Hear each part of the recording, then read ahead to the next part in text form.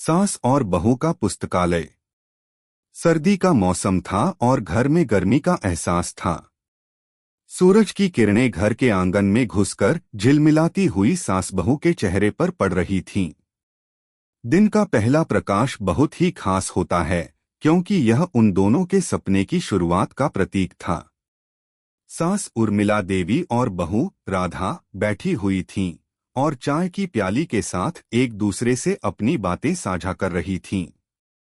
अगर आप अपनी माँ से सच्चा प्यार करते हैं और उन्हें हमेशा खुश देखना चाहते हैं, तो इस चैनल को सब्सक्राइब करें, लाइक करें और इस वीडियो को लास्ट तक जरूर देखें, क्योंकि जल्द ही आपको एक अच्छी सी खुशखबरी मिलेगी जो आपकी दुनिया को बदल देगी। आपके लिए परमात्मा की तरफ से आशीर्वाद, कृपा, शांति और आनंद बरसता रहें।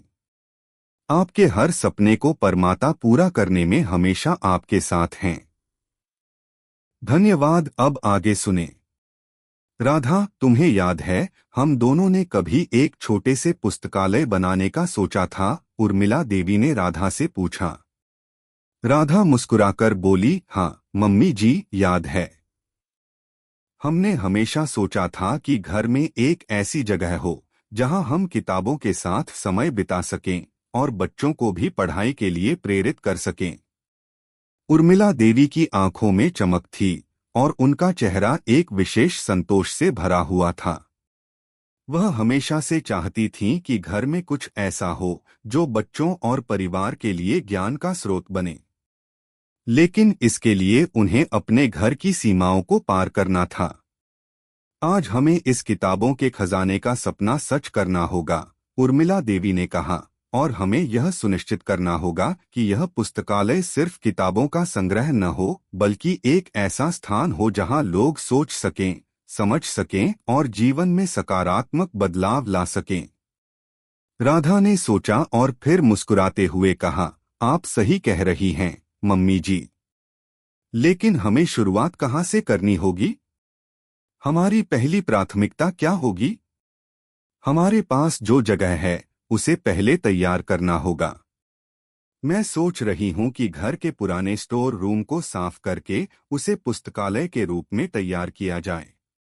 वहां बहुत सी पुरानी किताबें भी हैं जिन्हें हम फिर से उपयोग कर सकते हैं। साथ ही नए किताबों के लिए भी जगह बनानी होगी। उर्मिला देवी ने अपनी योजना साझा की।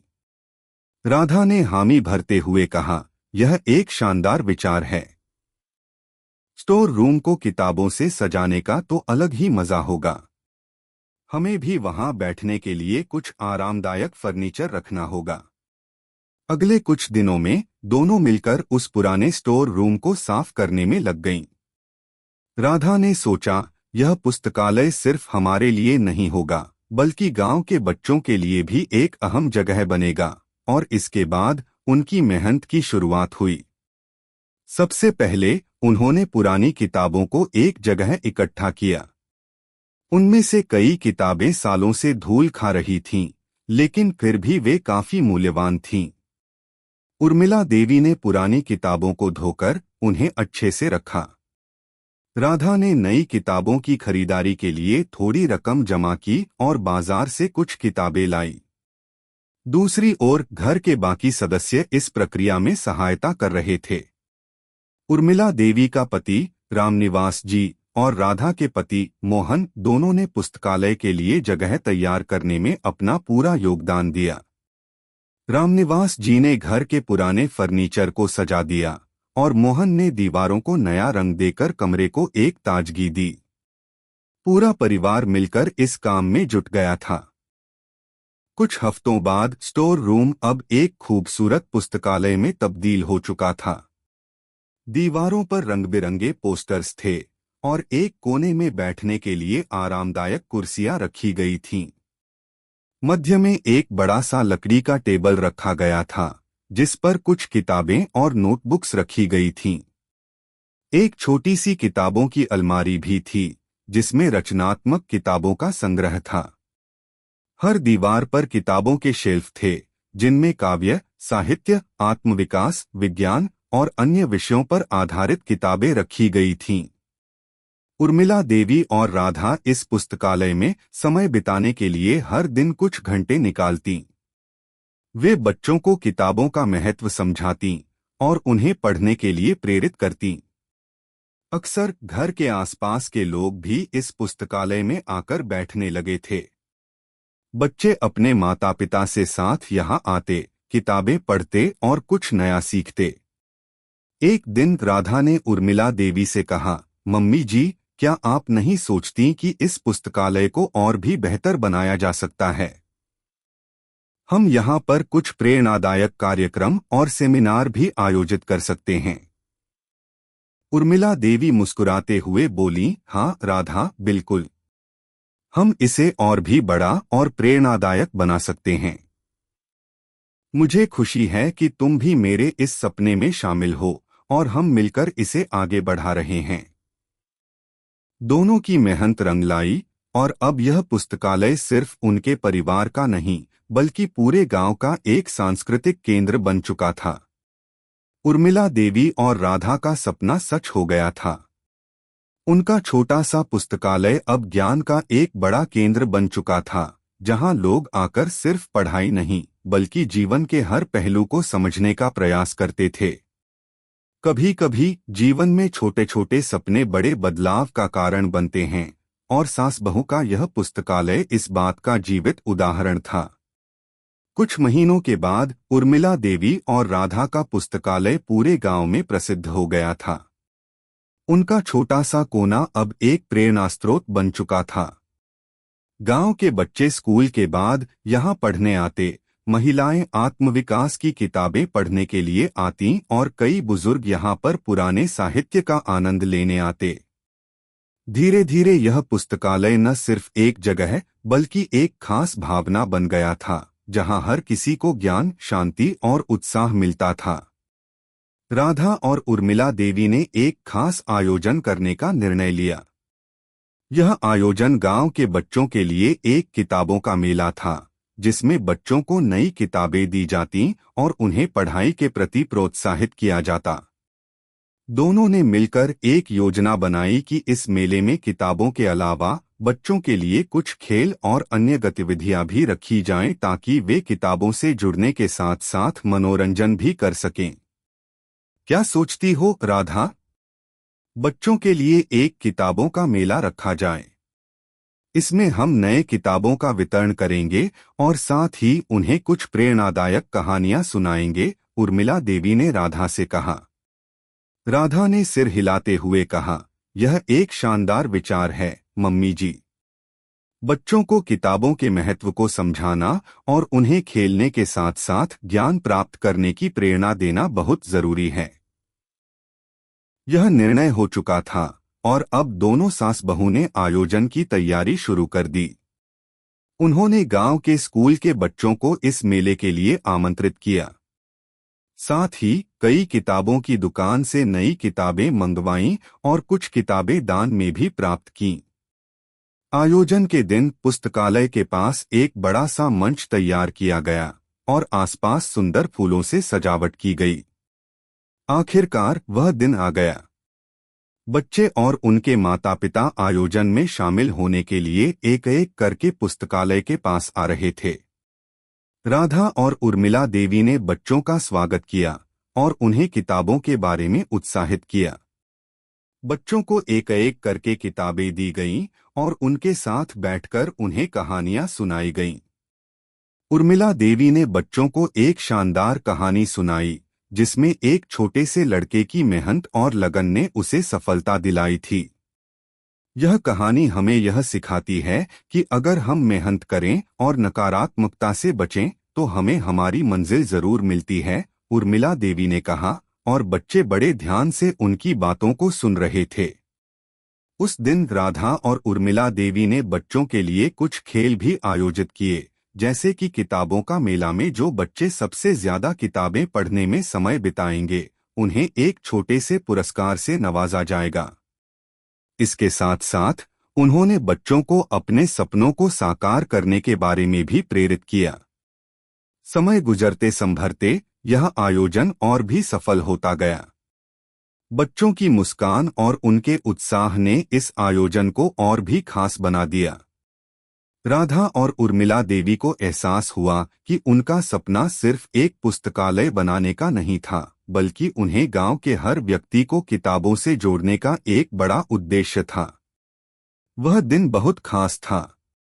बच्चे खुशी खुशी अपने घरों को लौटे और किताबों के साथ साथ उन्हें जीवन के नए पहलुओं को जानने का एक अद्भुत अवसर मिला था। उर्मिला देवी और राधा ने आपस में देखा और मुस्कुराए, क्योंकि उन्हें यह समझ में आ गया था कि उनका प्रयास कितना महत्वपूर्ण था, पुस्तकालय की दीवारों से बढ़कर। लेकिन उर्मिला देवी और राधा का सपना सिर्फ किताबों तक सीमित नहीं था। वे चाहते थे कि यह पुस्तकालय और भी लोगों के लिए एक प्रेरणा बने। एक दिन राधा ने एक सुझाव दिया, मम्मी जी, हमें इस पुस्तकालय में कुछ और गतिविधियां शुरू करनी चाहिए। मैं सोच रही थी कि हम यहाँ पर छोटे छोटे सेमिनार्स और कार्यशालाएं आयोजित करें, जहाँ लोग ज्ञान प्राप्त कर सकें। हम यहाँ पर लेखन, कविता और आत्मविकास जैसे विषयों पर भी चर्चा कर सकते हैं। उर्मिला देवी ने यह सुझाव स्वीकार किया और उन्होंने कुछ मित्रों और विशेषज्ञों से संपर्क किया, ताकि वे अपने ज्ञान को लोगों के साथ साझा कर सकें। पहला सेमिनार उन्होंने कविता और लेखन पर आयोजित किया। इसमें गांव के कुछ रचनात्मक लेखक और कवि शामिल हुए। सेमिनार में उर्मिला देवी और राधा ने यह समझाने का प्रयास किया कि लेखन एक सशक्त माध्यम है जो लोगों को अपनी भावनाओं को व्यक्त करने का अवसर देता है। राधा ने इस सेमिनार में हिस्सा लिया और कविता लेखन के महत्व पर बात की। कविता हमारी आत्मा की आवाज होती है, जो हमें अपने भीतर की दुनिया को बाहर व्यक्त करने का एक साधन देती है, राधा ने कहा। इस कार्यशाला में भाग लेने वाले लोग अपने विचारों को व्यक्त करने में बेहद उत्साहित थे। इसने लोगों को एक नए दृष्टिकोण से सोचने का अवसर दिया। नई उम्मीदें, नई शुरुआत। सास और बहू के इस पुस्तकालय ने न सिर्फ एक जगह बनाई थी, बल्कि यह एक नई उम्मीद और प्रेरणा का केंद्र बन गया था। लोगों को यह एहसास हुआ कि ज्ञान और शिक्षा से केवल एक व्यक्ति का जीवन ही नहीं बदल सकता, बल्कि पूरे समाज में सकारात्मक बदलाव लाया जा सकता है। समय के साथ पुस्तकालय में और भी कार्यक्रम होने लगे। गांव में एक तरह का सांस्कृतिक और शैक्षिक क्रांति आ गई थी। बच्चों, युवा और बुजुर्ग सभी यहां आकर कुछ नया सीखने लगे थे। सास और बहू की मेहनत और लगन ने यह साबित कर दिया कि जब दो लोग मिलकर किसी उद्देश्य के लिए काम करते हैं, तो वह सपने हकीकत में बदल सकते हैं। इस पुस्तकालय की दीवारें अब न केवल किताबों से भरी थीं, बल्कि जीवन के नए आयामों को दर्शाने वाली थीं। समय बीतते बीतते उर्मिला देवी और राधा का पुस्तकालय न केवल गांव में बल्कि आसपास के क्षेत्रों में भी प्रसिद्ध हो चुका था। यह अब सिर्फ एक किताबों का संग्रह नहीं रह गया था, बल्कि यह ज्ञान, समृद्धि और प्रेरणा का एक प्रतीक बन गया था। हर माह नए सेमिनार्स और कार्यशालाओं का आयोजन होने लगा था और अधिक से अधिक लोग इस पुस्तकालय में आकर अपनी ज्ञान की प्यास बुझाने लगे थे। समाज में परिवर्तन की शुरुआत। एक दिन गांव के प्रधान श्रीमती पुष्पा देवी ने राधा और उर्मिला देवी से मुलाकात की।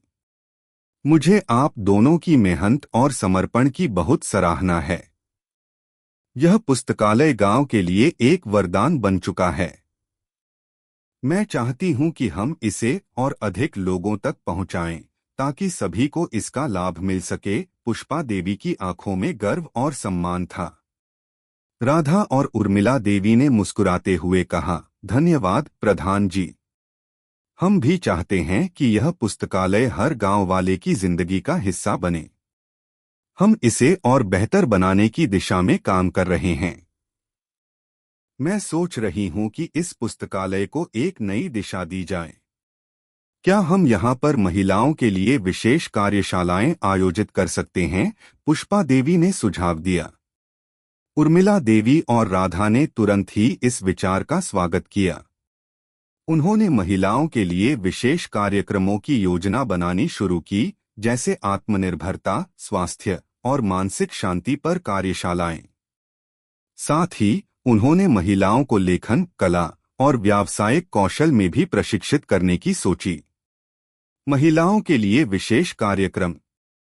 महिलाओं के लिए कार्यक्रमों की शुरुआत बहुत ही जोश और उत्साह के साथ हुई। राधा ने सबसे पहले एक कार्यशाला आयोजित की, जिसका नाम था आत्मनिर्भरता की ओर बढ़ते कदम। इस कार्यशाला में महिलाओं को खुद का व्यवसाय शुरू करने के बारे में जानकारी दी गई। उन्हें बताया गया कि वे अपने छोटे छोटे कौशल का इस्तेमाल करके किस तरह से अपने घर की आय बढ़ा सकती हैं। उर्मिला देवी ने इस कार्यक्रम की शुरुआत में कहा, महिलाएं घर की धुरी होती हैं और अगर वह आत्मनिर्भर बन जाएं, तो समाज में बड़े बदलाव लाने की शक्ति रखती हैं। हमें केवल अपनी पहचान और शक्ति को समझने की आवश्यकता है।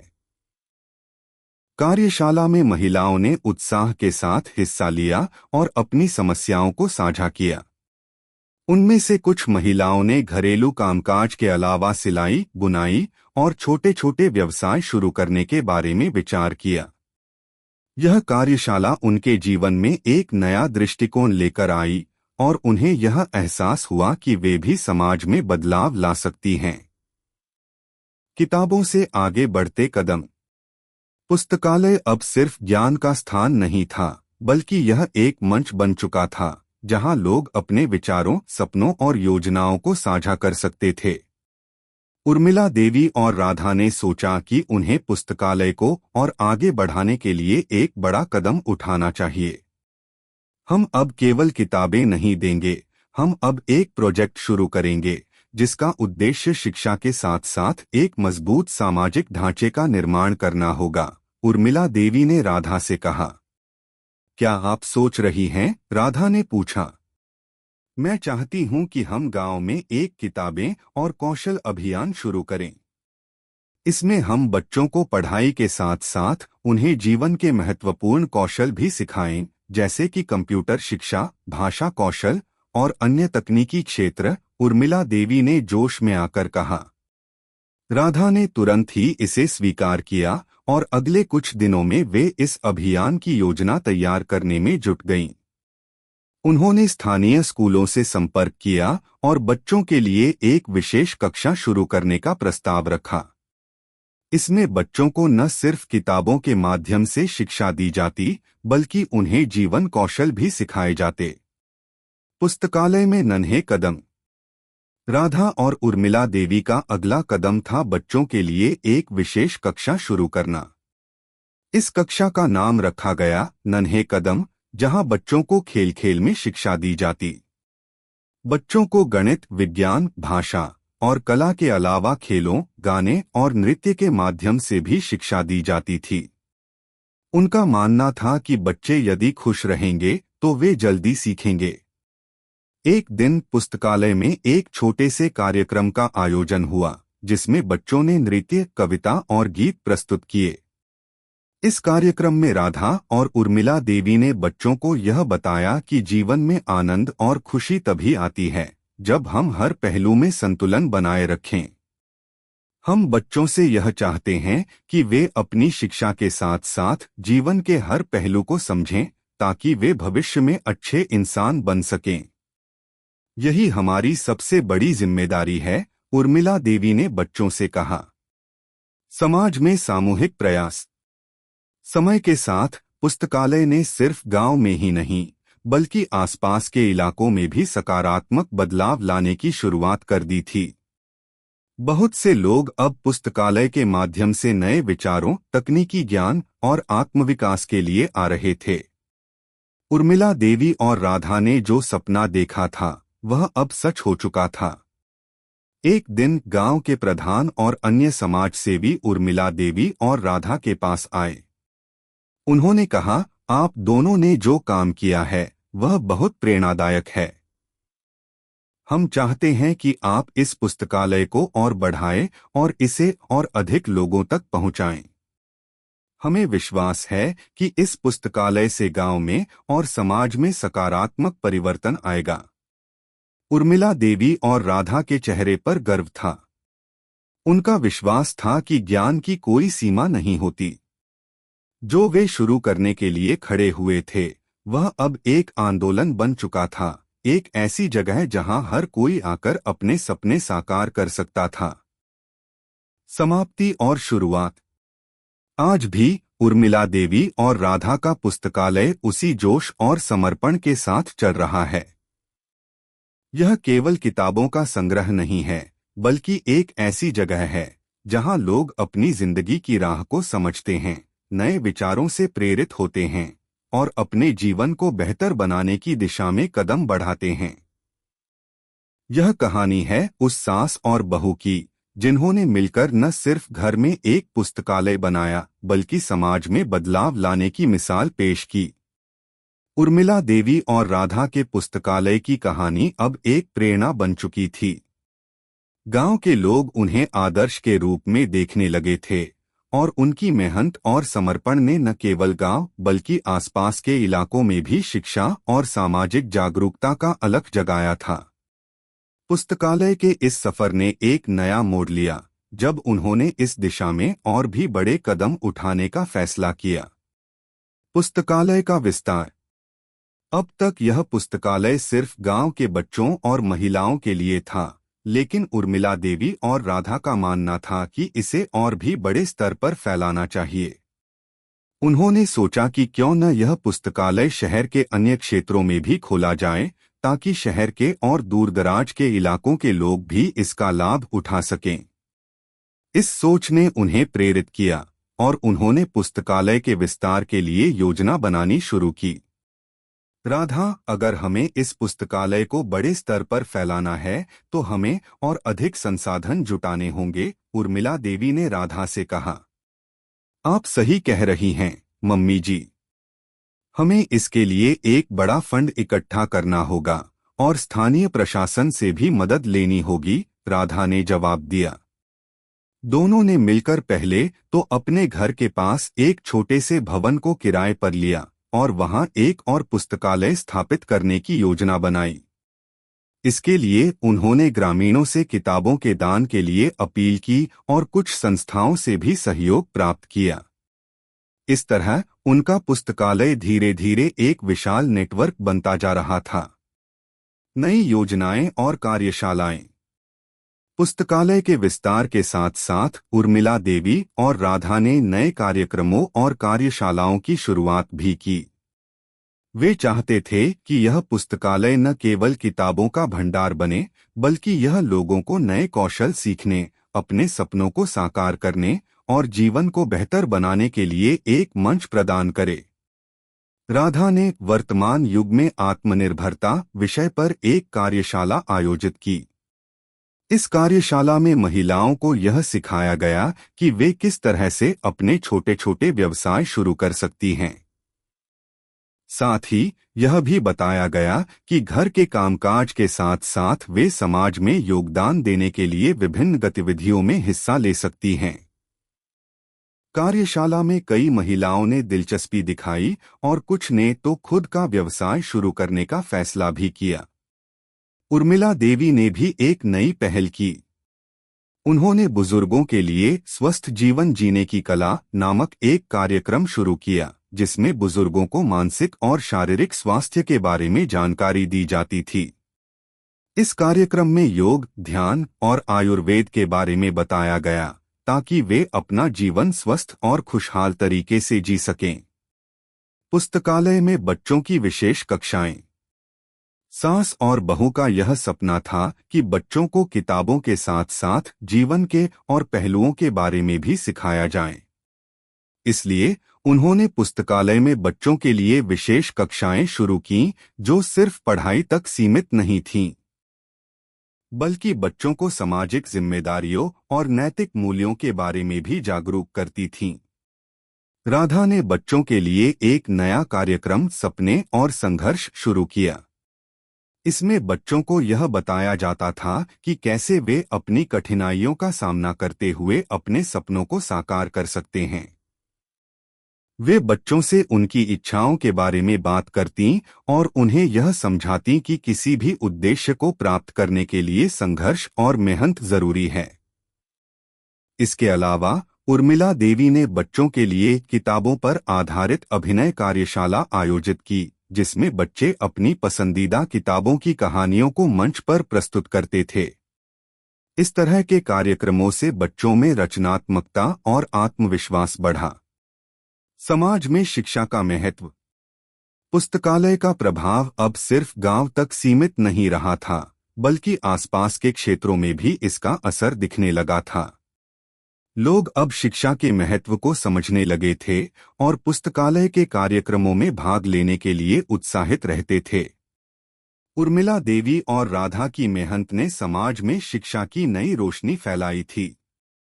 एक दिन गांव के एक दूरदराज के इलाके से एक व्यक्ति पुस्तकालय आया। वह व्यक्ति बहुत गरीब था, लेकिन उसकी आंखों में एक सपना था। उसने उर्मिला देवी से कहा, मैम, मैं जानता हूं कि मेरी परिस्थिति बहुत कठिन है, लेकिन मुझे पढ़ाई के जरिए ही अपने जीवन को बदलने का एक रास्ता दिखाई देता है। मुझे इस पुस्तकालय से किताबें मिल सकती हैं ताकि मैं अपनी पढ़ाई जारी रख सकूं। उर्मिला देवी और राधा ने उसकी बात सुनी और उसे न सिर्फ किताबें दीं, बल्कि उसके लिए एक विशेष ट्यूटर भी नियुक्त किया ताकि वह अपनी पढ़ाई में और अच्छा कर सके। यह घटना उनके दिल को छू गई और उन्हें यह एहसास हुआ कि उनका यह पुस्तकालय सिर्फ किताबों का संग्रह नहीं था, बल्कि यह उन लोगों के लिए एक जीवन बदलने वाला अवसर था जो शिक्षा से वंचित थे। सपने का पूरा होना। कुछ सालों बाद उर्मिला देवी और राधा का सपना अब पूरी तरह से साकार हो चुका था।